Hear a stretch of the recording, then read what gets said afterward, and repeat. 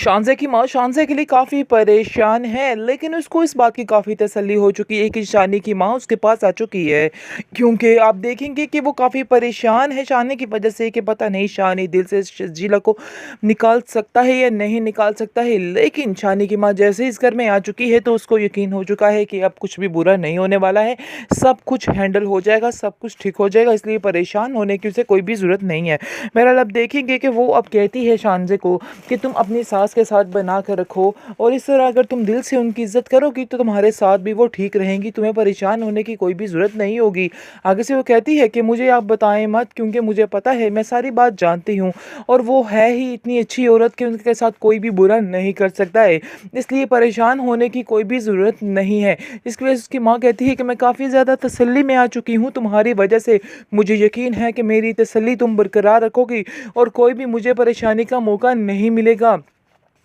आगे से आप देखेंगे उसका बाप कहता है कि हाँ, वो अपने कारोबार को भी काफ़ी अच्छे तरीके से चला रहा है, क्योंकि मैंने जैसे ही पता किया है सबसे, तो सबसे ही बड़ी अच्छी उसकी रिपोर्ट आई है और सबने कहा है कि शानी वाकई में बहुत ज़्यादा ज़िम्मेदार है और किसी चीज़ पर हक जमाने की या रोब जमाने की कोशिश नहीं करता है। मुझे बहुत ज़्यादा खुशी है और बहुत ज़्यादा फ़ख्र है इस बात पे कि वो इस तरह का लड़का है और तुम्हारी ज़िंदगी में वो आया है, जिसकी वजह से शानज़े कहती है कि मैं तो आपको पहले ही कहती थी कि वो मेरे लिए बहुत ही लकी साबित होगा और आपको उसकी वजह से कोई परेशानी का सामना नहीं करना पड़ेगा। लेकिन आप लोग समझते थे शायद मैं झूठ बोल रही हूँ या मुझे नहीं समझ है, लेकिन अब तो आपको यकीन आ गया होगा कि वाकई शानी बहुत ही समझदार इंसान है, जिसकी वजह से आप देखेंगे कि उसका जो बाप है वो कहता है हाँ बेटा, मैं तो बस यही चाहता था कि तुम हमेशा खुश रहो और तुम्हारी फिक्र में ही सब कुछ बोलता था, वरना मैं तुम्हें क्यों कुछ कहता। इसके बाद आप देखेंगे कि बाद में वो काफ़ी परेशान भी होती है शान से, क्योंकि वो जानती है कि दिल से शानी ने अभी तक उसको कबूल नहीं किया है,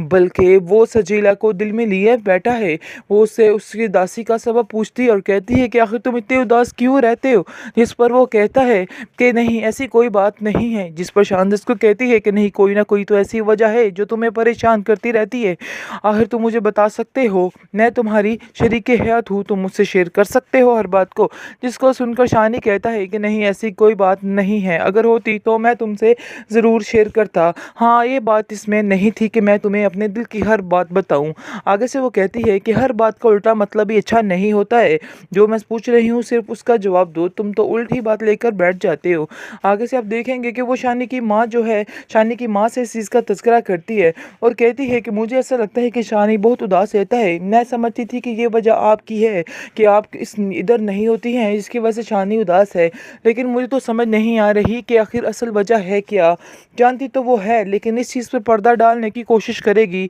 और अनजान बनी रहेगी ताकि ऐसे पता ही ना चले। आगे से उसकी माँ उसको कहती है कि तुम शान से फ़िक्र मत करो, अगर कोई ऐसी बात होगी भी तो मैं खुद हैंडल करूँगी। मैंने तुम्हें अपनी बेटी माना है, अपनी नादिया की तरह मानती हूँ, इसलिए मैं जो भी करूँगी तुम्हारे फ़ायदे, तुम्हारे भले के लिए करूँगी। तुम्हें परेशान होने की कोई ज़रूरत नहीं है और अगर कोई ऐसी बात होगी भी तो मैं खुद संभालूंगी, ये मेरा तुमसे वादा है।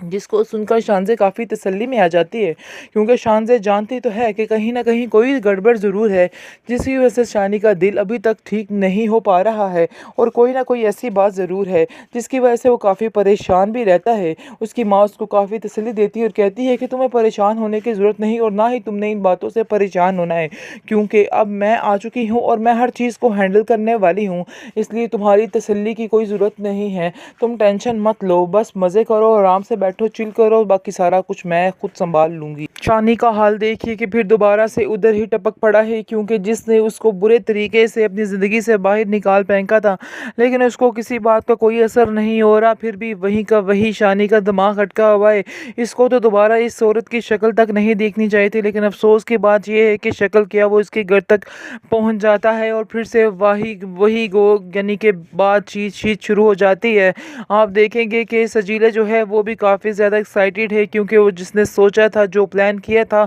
वो ही करने की कोशिश कर रही है। जिस पर शानी को कहती है कि तुम्हारी बीवी तो तुमसे बहुत ज़्यादा प्यार करती है, बहुत लगाव है इसको तुम्हारे साथ। जिसको सुनकर वो कहता है कि किसी और को भी शायद मेरे साथ बहुत ज़्यादा लगाव था, लेकिन वो कहती है हाँ मुझे तो नहीं था, खैर तुम्हें है था, ये बात तुम अपने दिमाग में बिठा कर ही रखा करो। इस पर आप देखेंगे कि वो कहता है शानी के और इसके अलावा कोई तुम्हारी फरमाइश है, क्योंकि तुमने जो जो फरमाइश की है वो मैंने पूरी करने समझाने की कोशिश की है। आगे से आप देखेंगे कि सजीला उसको समझाती है और कहती है कि वक्त आने पर सब कुछ बता दूंगी, अभी वक्त नहीं है कि तुमसे कोई किस तरह की बात की जाए, इसलिए बेहतर यही है कि सही वक्त का इंतज़ार करो कि आगे क्या करना है। मैं तुम्हें बहुत जल्द बताऊंगी कि आगे अब तुम्हें क्या करना है। जिसको सुनकर शानी कहता है कि तुम आखिर ऐसा क्या करने वाली हो, मुझे तो कुछ भी तुम्हारी समझ नहीं आ रही है। लेकिन जैसे ही शानी वहाँ से जाता है, इसकी माँ को काफ़ी गुस्सा आता है और उसकी माँ कहती है कि आखिर ये क्या नया तमाशा है, क्यों तुम शानी को फिर से घर में बुलाया हुआ था, तुम्हें मैंने मना भी किया था कि इससे कोई बातचीत कोई लेन देन नहीं रखना है,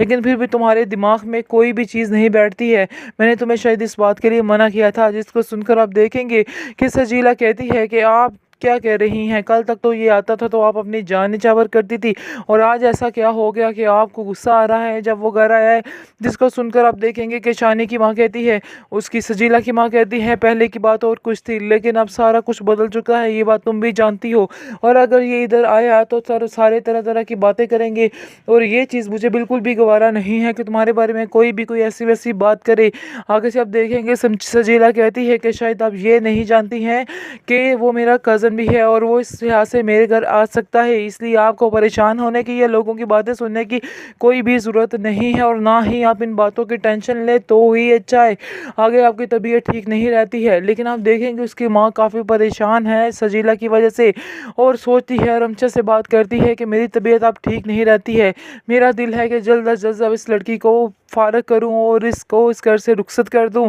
जिसको सुनकर रमशा कहती है, हाँ आपकी बात बिल्कुल ठीक है, आप किसी से बात कीजिए और रिश्ता कहीं पे कीजिए, क्योंकि यही सबसे बेहतरीन ऑप्शन है। इस तरह से इसके दिमाग में इस तरह की फिजूल बातें भी नहीं आएंगी। लेकिन मुझे इस बात की समझ नहीं आ रही कि शानी इस घर में क्यों दोबारा वापस आया था और क्यों ये इससे बातचीत कर रही है। इसको बिल्कुल मना करे कि उससे कोई बात मत करे, क्योंकि ऐसा करने से हम सब की बदनामी होगी। आगे से आप देखेंगे कि उसकी माँ सजीला की कहती है, हाँ तुमने बिल्कुल ठीक बात की है, मैं भी इसको समझाने की कोशिश कर रही हूँ, लेकिन मुझे ऐसा लग रहा है कि इसके दिमाग में कुछ और ही चल रहा है, लेकिन मुझे अभी तक समझ नहीं आ पा रही है। बस मेरा भी यही दिल है कि बस अब इसको यहाँ से रुखसत ही कर दे तो ही बेहतर है, वरना ये ना हो कि कल को कोई नया तमाशा बन जाए और हम सारी ज़िंदगी बदुआओं की जद में आ जाएं, क्योंकि शानज़े अब उसकी ज़िंदगी यानी कि ज़िंदगी किसी और के साथ जुड़ी हुई है। अगर हम इसके साथ को ज़्यादती करेंगे तो सारी ज़िंदगी हमें बदुआएं मिलती रहेंगी, और हम ऐसा हरगिज़ नहीं करेंगे, क्योंकि मैं जान चुकी हूँ कि ये रिश्ता जो था इसने अपनी मर्ज़ी से सजीला ने तोड़ा है, इसमें शानी की मर्ज़ी शामिल नहीं थी। शानी ने तो इसके बहुत ज़्यादा तरले मिन्नतें की थी कि तुम ऐसा मत करो, लेकिन उसने इसकी एक नहीं सुनी थी और अपनी ही मर्जी की थी। खैर अब तुम देखो कि ये खुद भुगतेगी कि इसने क्या किया है, मेरे वो फिर उसको कोई असर नहीं है और फिर दोबारा से उसने वही बातचीत वही सारा कुछ शुरू करने वाली है। ये चीज़ की मुझे बिल्कुल समझ नहीं आ रही और ये बात बिल्कुल मेरी समझ के बाहर है। आगे से रमशा कहती है कि आपको समझ नहीं आ रही, लेकिन मैं अपनी बहन की सारी बातों सारी चालाकियों को अच्छे तरीके से समझ चुकी हूँ।